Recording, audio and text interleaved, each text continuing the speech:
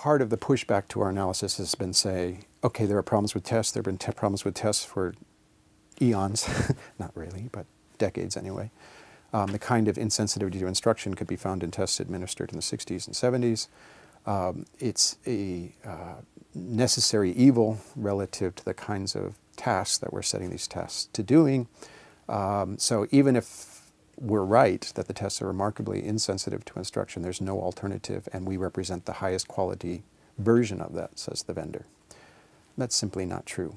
There are ways of designing items that do what the tests are supposed to do, which is tell us about kids' ability to make sense of Newton's laws and its implications, that are vastly more sensitive to instruction, that do in fact behave in ways that are distinct from the current psychometrics and yet informative.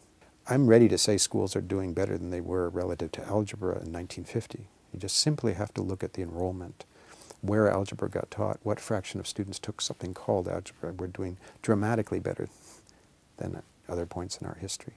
So I think there's some very good reasons to say public education has moved in precisely the direction we'd like. I have that one example of long division. It used to be college level stuff, now it's the late elementary stuff.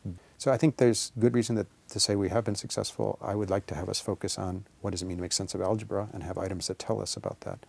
I don't think we need to look at sort of a slow creep in scores. I think if you take the NAEP results and plot them on any reasonable scale, not zooming in, but plot them on the scale that they're reported, basically they're flat. And I think this is a pernicious feature of these tests, is that feature